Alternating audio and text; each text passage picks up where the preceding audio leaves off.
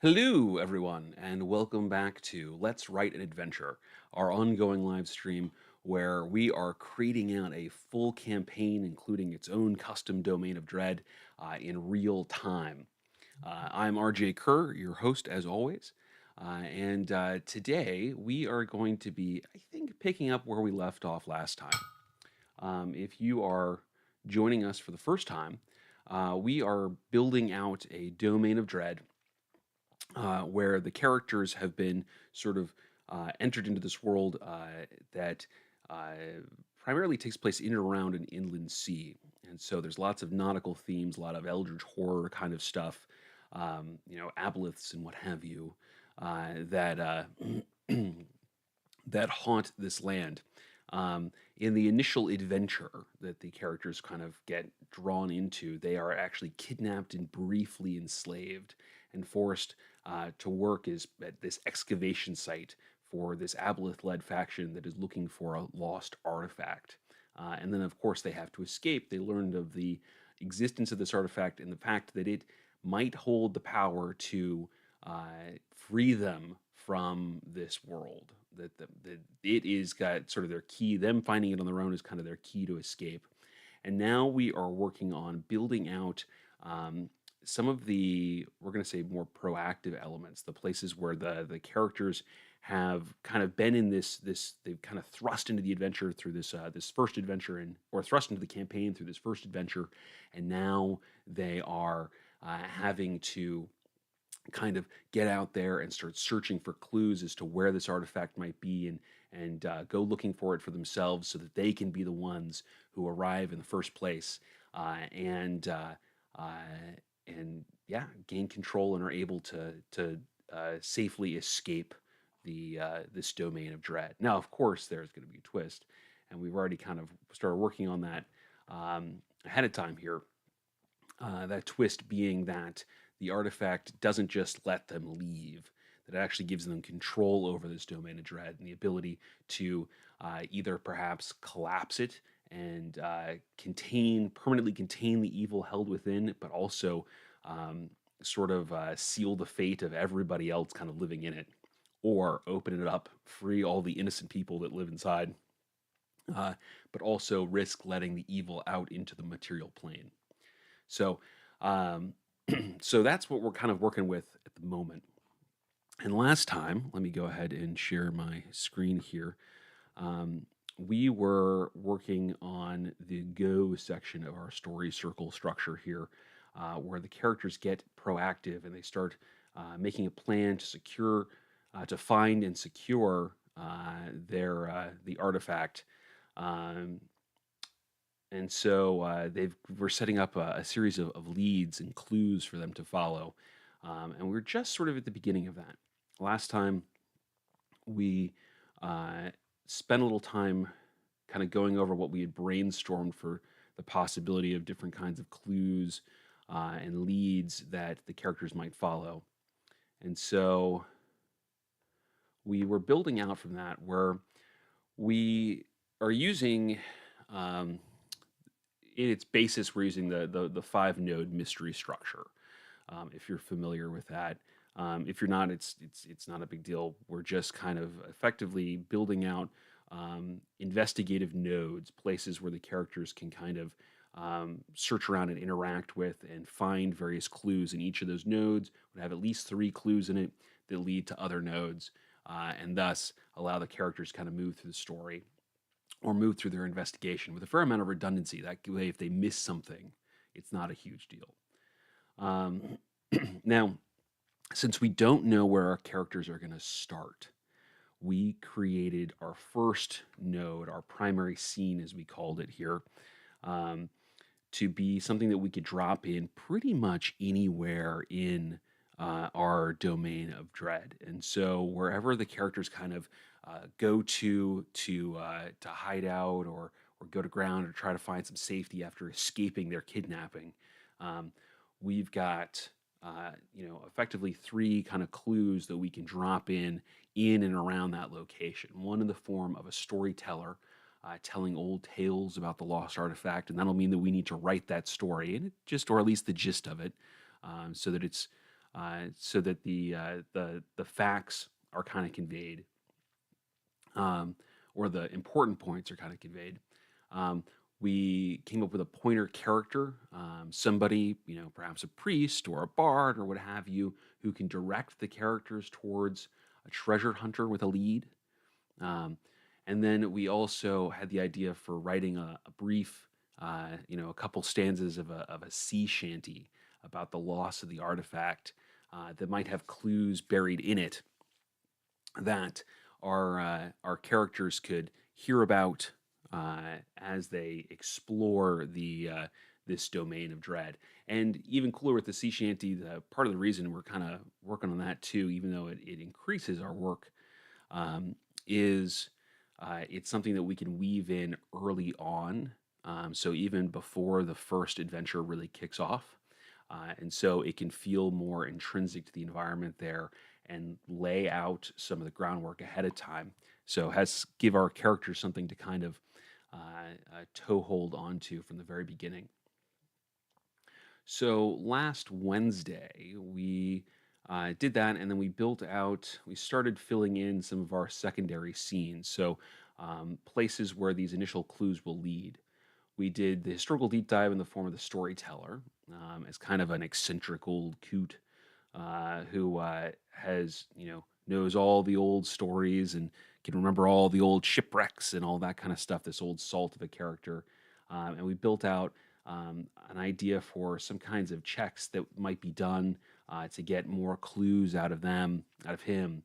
And we envisioned, they talk to the storyteller. The storyteller maybe takes them to his home, and they have a chance to sift through his old tomes, manifest, diaries, ship logs, that kind of stuff, and find information.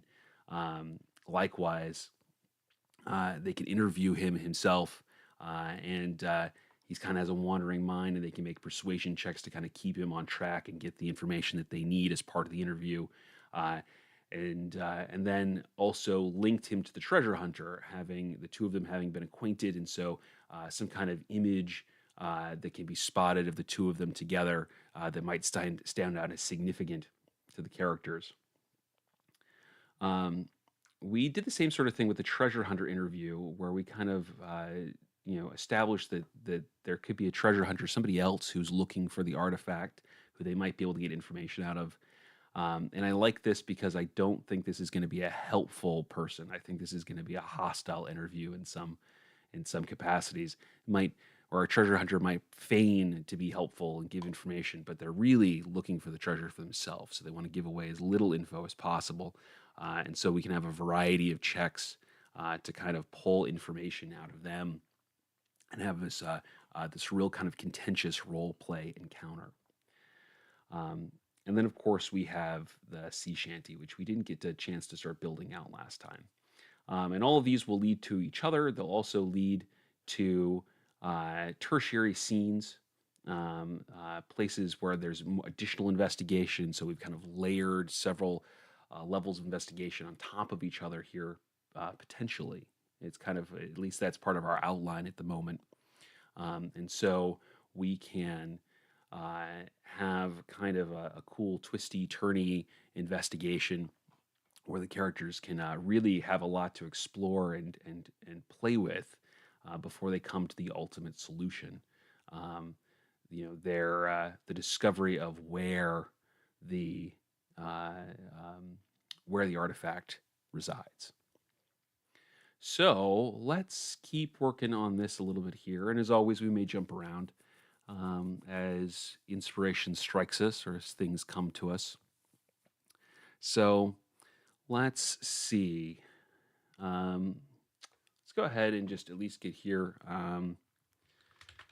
Clues hidden within a common sea shanty heard at taverns and on the street. All right. Not sure what. So, we could have a variety of checks associated with this. This could be I could envision, some history, some insight checks, those sorts of things. Um, but we don't necessarily need to figure out what the checks are just yet. We should probably start working on what our clues actually are, where this information sends people. Um, because that's going to send us not just to each other, but or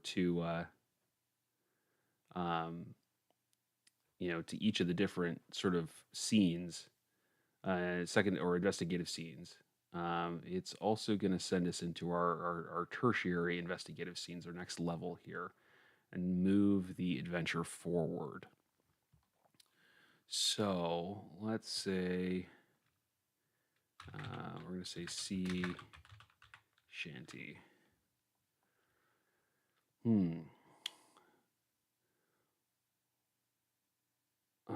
Well, hmm. So I think there's a link between our storyteller and the sea shanty itself. I think there should be a pretty clear one in that the storyteller probably knows the sea shanty. So if the characters haven't picked up on the importance of it yet, that's one that they can hear from our storyteller. So let's say B3 that through various persuasion checks, they can get the storyteller to reveal um, that there's some truth to the sea shanty and recount the sea shanty itself. Um, and so we can have some clues in there as well, which means that this guy, we're going to say, should come to C2. Um, okay, so things on how we can get our sea shanty to be a cool donor of clues and where it can send our characters. Um, hmm. This one's going to be tricky, I think, because it's going to be nuanced in the way that we do it. Um,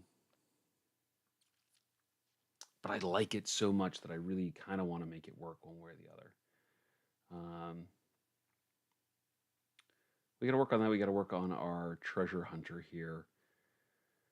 So maybe we jump back to the treasure hunter and give ourselves some time to deal with, to let the sea shanty kind of thing kind of sit in here. As always, if you're if you're new to watching this, this is interactive. So if you have your own thoughts, opinions, questions, that kind of deal, please feel free to hop into the chat.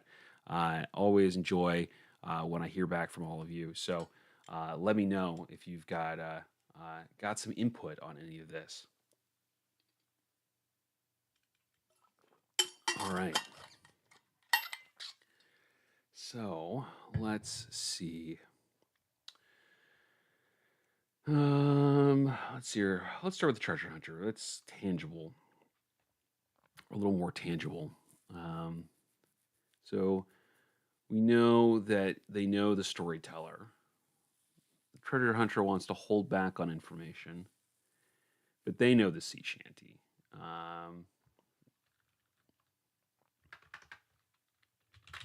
Persuasion check.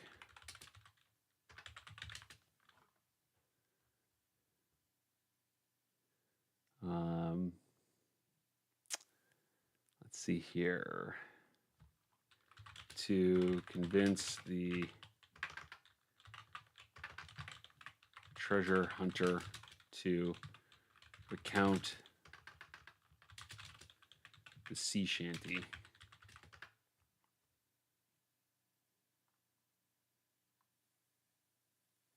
Now,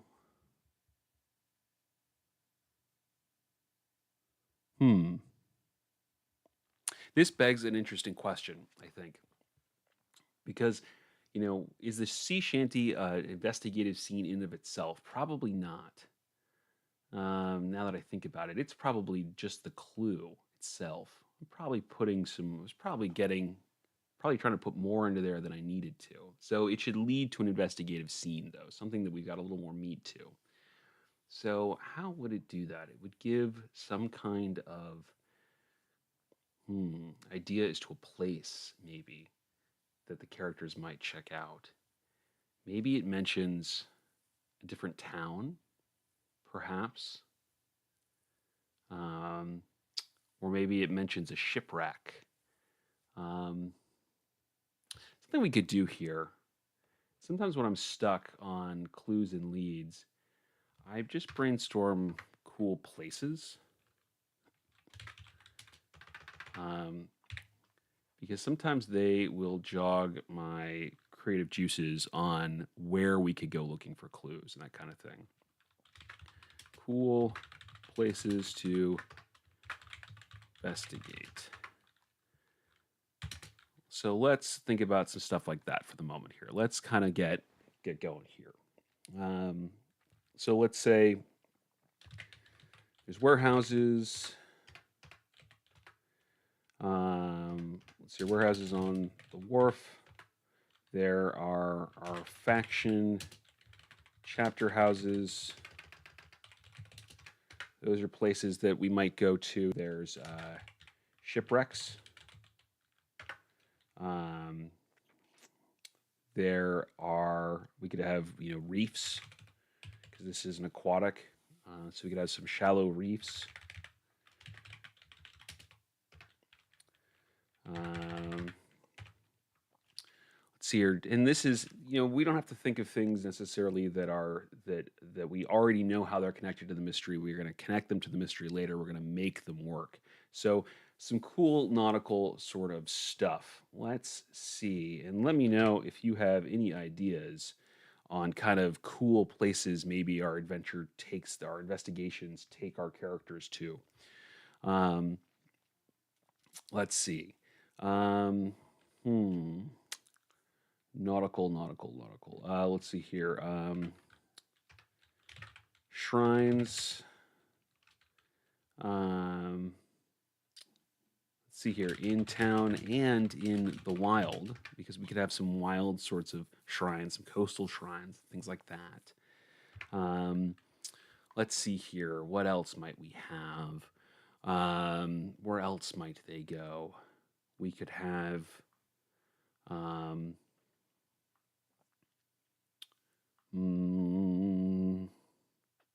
we talked about floating isles. We could have some that take our characters there to go investigate.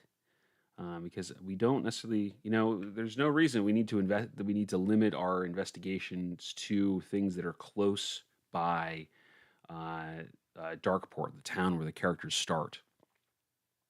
In fact, it's worthwhile to kind of spread them out around the domain of dread, kind of get them out and exploring.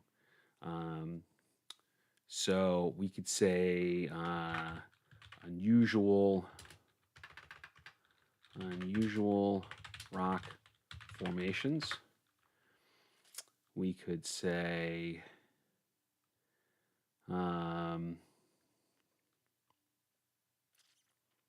there's always things like Wizard's Tower.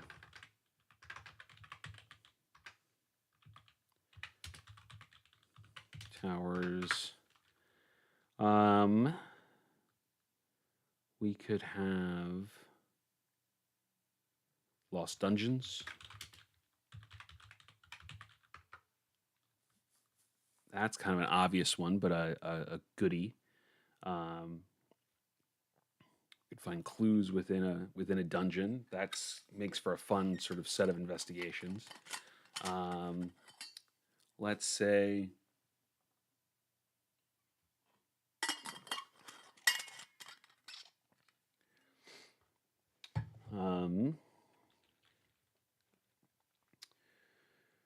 ooh.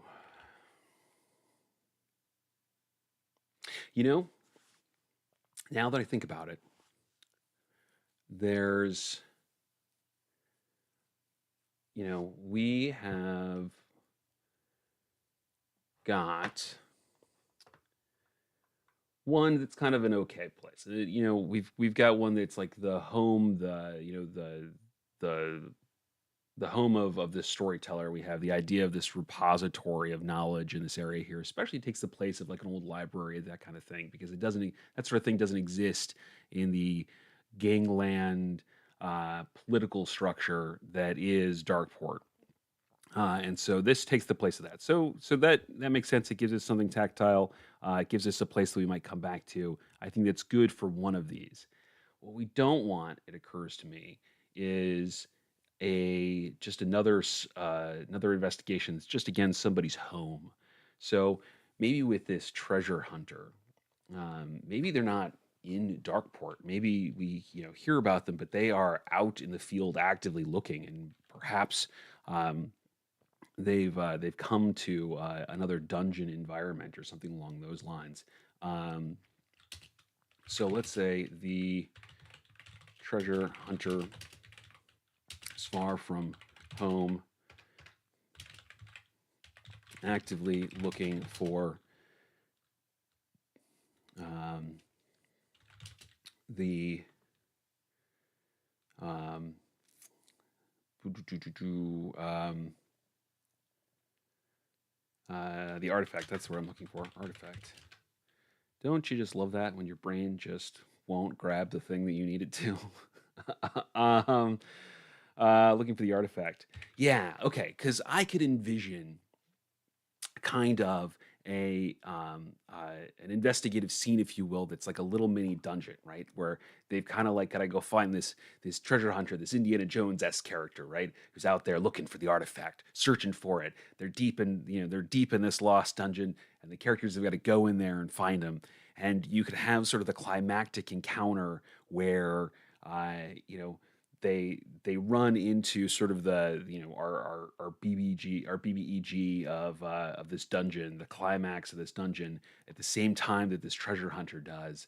But the treasure hunter isn't exactly on their side, right? Because while they're not necessarily a bad person, they don't necessarily want to cause harm. They also don't want to give up the information they have, and so it's kind of better for them if mishaps befall our characters kind of during that like climax. So the climax, so they're kind of working together but not really working together, and maybe you have kind of the treasure hunter becomes kind of a trickster kind of character there, swapping sides back and forth, seeking opportunities to advance themselves at the detriment of the players.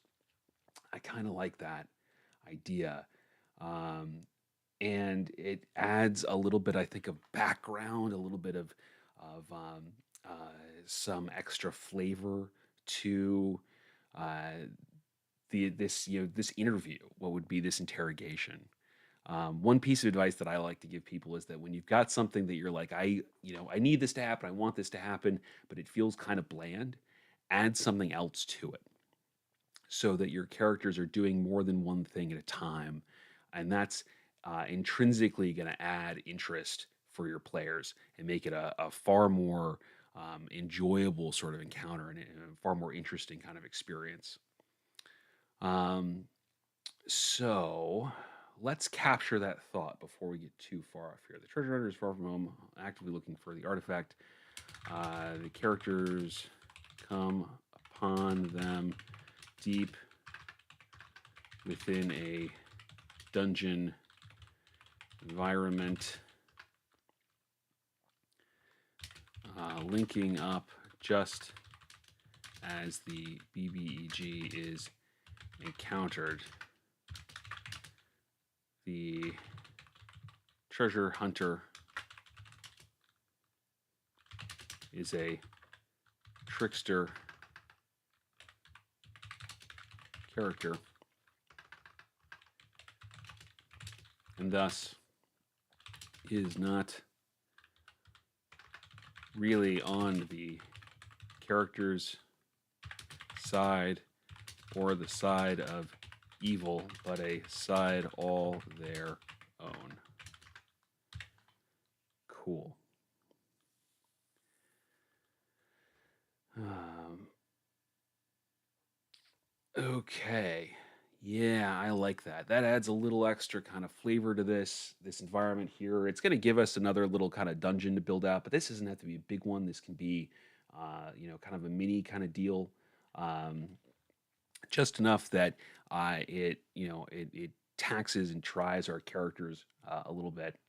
Um, I've been reading through the new Monster Manual, the 2024 Monster Manual that's out in early release, and there's there's just a lot of cool stuff in there, but it's been sparking some inspiration for me of potential sort of encounters, and I could see kind of a dungeon where we kind of have something like a grave caller ghast or something like that as our BBEG or what have you. Um, and so we have this own little mini drama going down, and then it's going to end with the characters needing to one protect this treasure hunter, during that final combat because they need the information that they have, and two, to I think perhaps add a little frustration when they get to the end and everybody's there and they're like, "We've been looking for you. We need to ask you a few questions." And the treasure hunter is not exactly forthcoming, and so they've got to like pull this information out of it. But they have some levers. Maybe they just save the treasure hunter's life, that kind of stuff, to kind of work with here. So I think it adds something to this. I don't want to beat a dead horse, but that's kind of where my brain is going as part of this. Um, we're going to put Sea Shanty lead on there as a placeholder. Um, okay, so that gives us a little more to work with there. Um, and I still think that these fit; those work there. We may go back and change some stuff as we go through this. We always can. Um, but hmm, let's and let's take kind of the same approach with our sea shanty here, and let's add some complications to that. Where might the sea shanty lead? Um, what might it talk about? Let's go to our brainstorming here. We just have we've already had kind of a dungeon environment for that. Maybe we have something else. Maybe it speaks of a shipwreck. I could see that taking our character out to um, a shipwreck off the coast, maybe among one of the shallow reefs. Um, and yes, I get that this is going to become another kind of dungeon. It likely will become a kind of another dungeon or an encounter of some kind or something along those lines when we're using those terms. But I just mean it needs to have a distinct flavor to it that makes it a little bit different in each one, so that this doesn't feel repetitive. It feels like they're actually getting out to and exploring the world. They're not just going through a series of rooms. Because that is one of the cool values I think of this node structure is that it really encourages exploration and makes that exploration valuable and interesting. Um, um, let's see here. Jonathan Frost says an opportunity to add a new mythological being, a siren on an island. Yes, sirens. Of course, we need some sirens. Um, sirens. I'm going to say a siren's nest. I know they're distinct from harpies, but something along those lines. Siren's nest, harpy island. Um, yeah, yeah. God, I feel like that should have slapped me in the face from the beginning, but I like it. That's a good thought. Um, all right. Um, yeah, some places to add that in there. Um, oh, oh. Maybe you've probably already thought of this, Jonathan. You're probably a league ahead of me on this already, but it just occurs to me maybe the shanty is just a bit of the song. It has some of the detail, but not all of the clues. Then they need the full song. And so where do they go? They go looking for a creature that knows the full song, like a siren, famous for their singing voice, might know the actual full song with with the full set of clues in it. Um, That could do it. I like that. Like I said, you probably thought of that before I did, but that just slapped me in the face. I love it when that happens. All right, so clues hidden with the commonly heard sea shanty, taverns on the street suggest looking for a siren that lives off the coast. Um, in the investigation reveals that the shanty is only a sliver of the song, of the full song, full ballad, and the characters need the siren to recount the full song to reveal all the clues hidden within. It's going to make a longer thing for us to create, but I like it. It just feels good. Um, yeah, and that gets our characters out and about and doing stuff to different places, which is always a good opportunity. Oh man, I just started a new playthrough on Baldur's Gate 3, and I just did the part where you fight the harpies. This thing should have jumped out at me before, but thank you, Jonathan. That's a great idea. Okay, so we've got a song with a bunch of clues in it. We've got the treasure hunter who's got information. Um, the um, yeah, she can give Cersei vibes. Yeah, I think she can, Jonathan. She absolutely can. Um, let's make a note of that. Siren. Comment. Cersei vibes. Cool. All right. So maybe let's take we've been getting some good results with kind of focusing on places we want to get our characters to as opposed to just focusing on the clues themselves today. So let's keep it up. Let's think of three other places for our tertiary scenes that we might want to get the characters to go to, and then figure out what it is that they might discover there. Um, so let's jump back and let's see what else. Um, let's see. Lives off the coast. Real quick, because I feel that we're probably gonna we need you know certain genres need certain things, right? Like you if you're gonna do a western, there's got to be a dusty town with a one with one road and and gunslingers, right? If you're gonna do a horror, there needs to be scary stuff, right? Um, since we're doing something that uh, nautical, I think we need a shipwreck in here somewhere. I think we need a shipwreck and we need a shallow reef at some point um, to kind of get some of the sea stuff in there. So it makes sense to me that the siren would live at one of those things, or maybe a combination of the two. And so maybe we need to define where off the coast this sort of when I say where, I mean what kind of environment off the coast the siren lives in and habitat, and is it makes us her habitat, so that we can make sure that we work in some of the other stuff. So let's see. Looking for siren that lives off the coast. Um,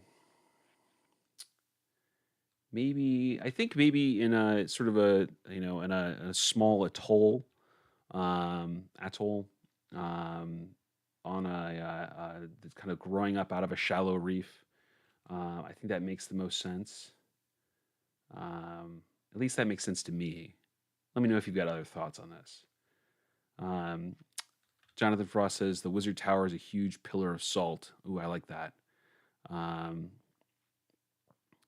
Um, and then says shipwrecks always make me think of hags and marrow. The aquatic ogres. Yeah. Um, but Sahuagin work there as well. Yeah, a shipwreck is kind of another dungeony kind of environment, or I should say, it's another dungeon style encounter, and I think we need one, and I think it's worthwhile. We talked about having, groups of ghost ships of shipwrecks kind of lashed together, and so maybe that's something that we need to get to there. Maybe that has got information. Maybe they need a ship's log from one of those, and then we can end up in sort of this tangle of shipwrecks and what have you, haunted by hags and marrow and Sahuagin or Kuatoa or whatever, um, and work that in there. So yes, let's put our siren um, at a reef atoll off the coast on a atoll growing up out of a shallow reef. And we can obviously put some encounters in there and that kind of deal as well.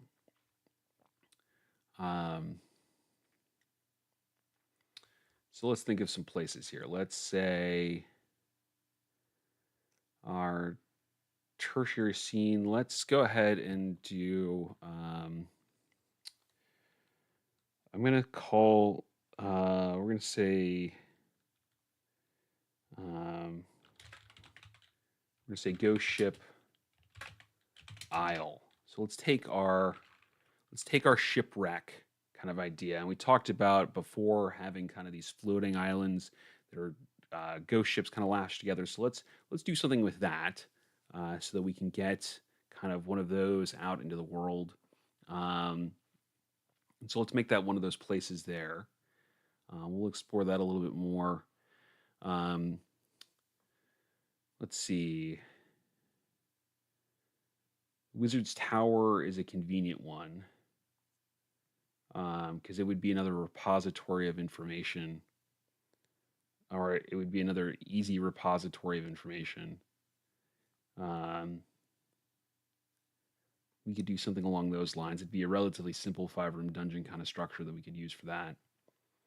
And I kind of like it being. I like the idea of it being a huge pillar of salt. I think that's a cool vibe for it. So let's put that in as one here. We can always add to this or adapt it as necessary. Wizard's Tower. Wizard's Tower is an enormous pillar of salt,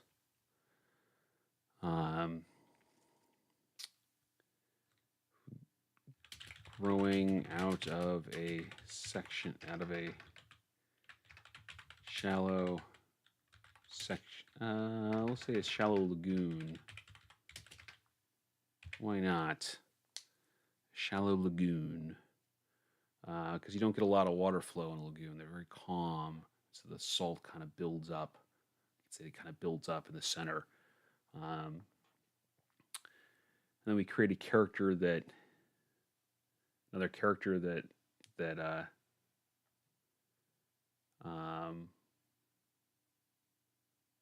another character with wants, somebody else that we can add into this world, to give some flavor. I like that. Always useful. Okay, let's think about a third place.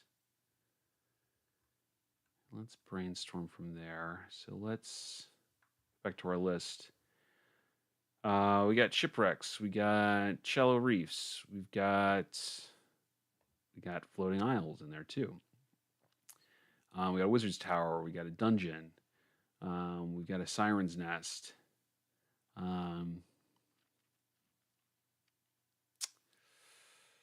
That leaves things like unusual rock formations, faction chapter houses, the warehouses in the wharf, shrines in the town in the wild. I could see shrines in the wild being linked to unusual rock formations. I was thinking with the unusual rock formations, what kind of stuck in my head was um, kind of the abandon all hope, ye who enter here, kind of, or warning to pirates kind of thing, where you have kind of that, that natural arch out along a rocky, cliffy coast, and they've got the pirates that have been hung, their skeletons dangling there with the sign over it. That's kind of where I was thinking along the lines of an unusual rock formation. At least that's kind of what inspired my thought process on that. I don't think this is a place that hangs pirates, so I don't think that we need that specifically. But we can maybe combine it with a shrine to Evander or something like that out in the wilds that might have information about this. Might have a clue. We could do something along those lines.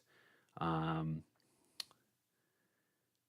so, let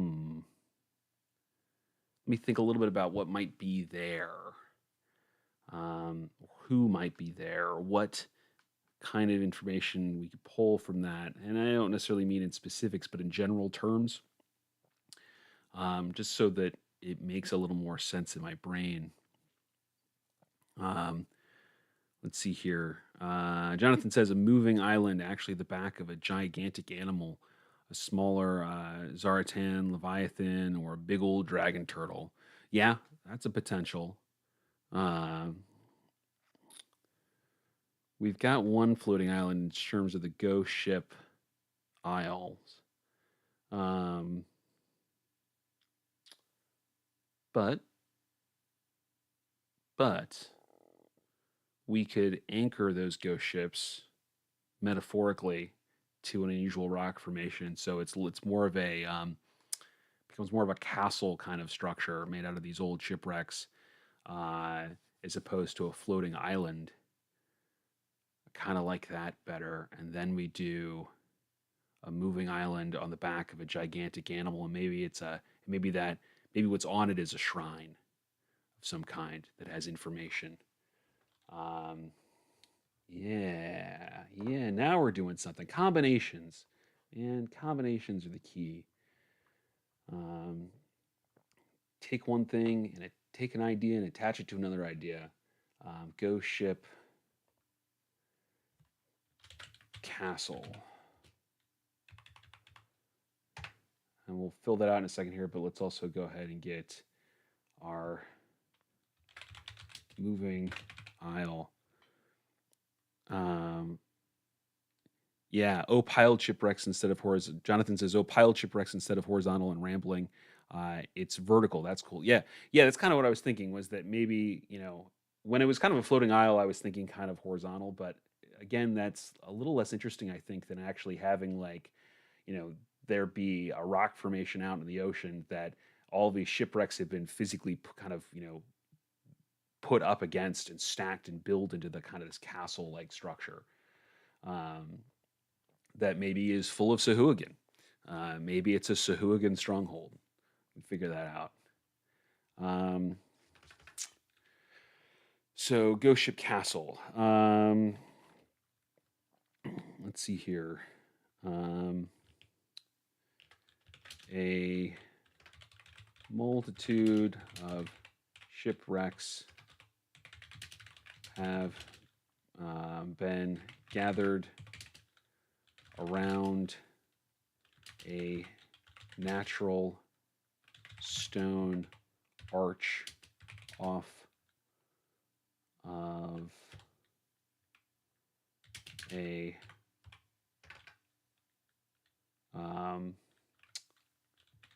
seaside cliff. The ships have been repurposed into a castle-like structure, perhaps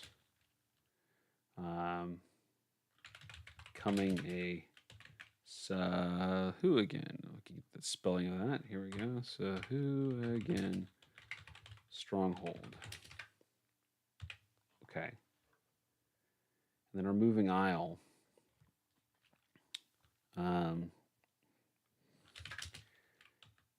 A shrine to Ovander is set upon the back of an enormous. Ooh, yeah, we could do a. We'll do a dragon turtle. I think that could be interesting. On the back of an enormous dragon turtle. A shrine to Evander set upon the back of an enormous dragon turtle. The shrine holds valuable information as to the location of the artifacts.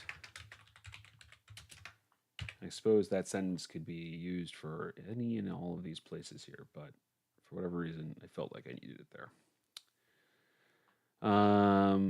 Okay. Let's see. What else? So we've got some cool places here, I think. And now we just need to connect them with clues and leads.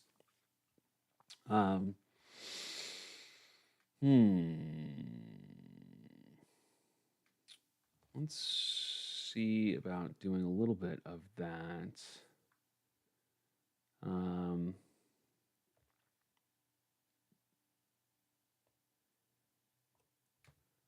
What if... So we had just kind of randomly said things like, you know, the treasure hunter is going to have a clue that goes to C1, and you know, the histories are going to take us to C2, and that actually kind of lined up nicely because we can have our treasure hunter talk about the ghost, you know, rumors of this ghost ship castle, and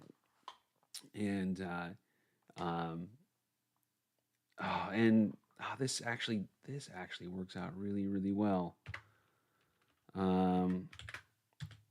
Because it's kind of in the same vein to have the sea shanty lead to our moving isle, that it would tell, that the full song would tell stories of that. Yeah. Could also speak of the dungeon where we find the treasure hunter. The full song references the shrine on the moving isle.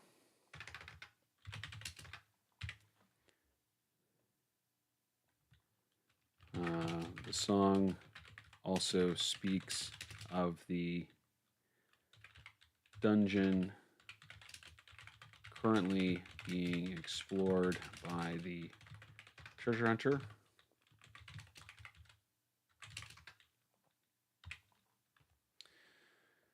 And then we need it to lead back to our storyteller too.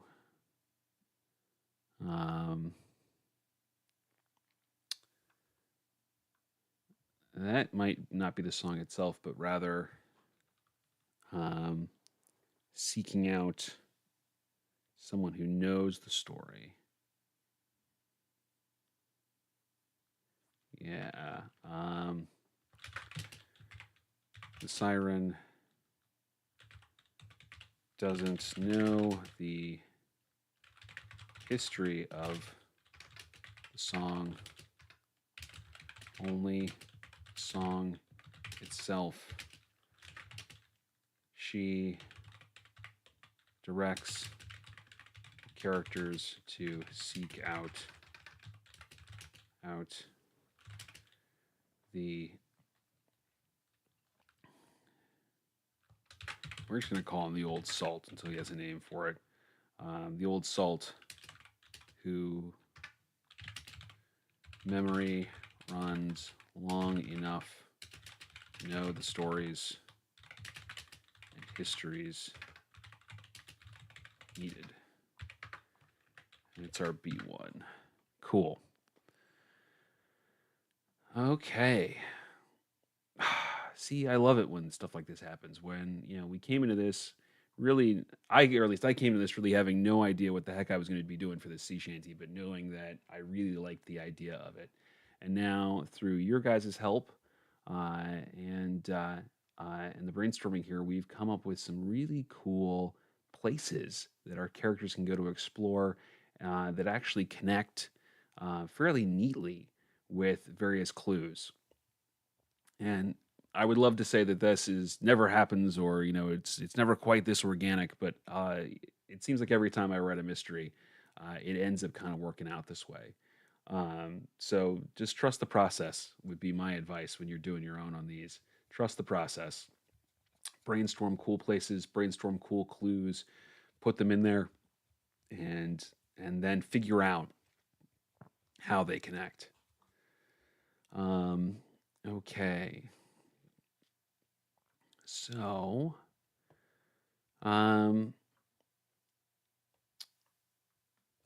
and I know that some of these we've outlined the checks that are necessary, and others we haven't yet. I mean, it's all stuff we're going to have to go back and smooth out as we continue to work on this.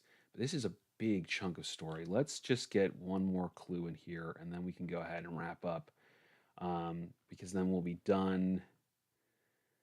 Well, one won't be done, but we will have carved out a huge chunk of the secondary scenes.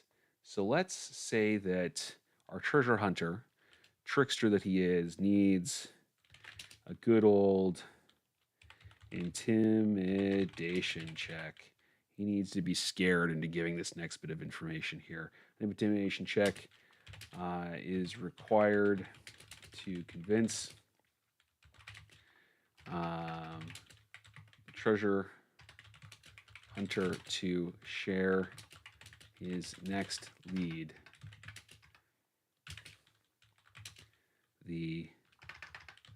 An old ship's log believed to reside within the ghost ship castle. Dun dun dun dun.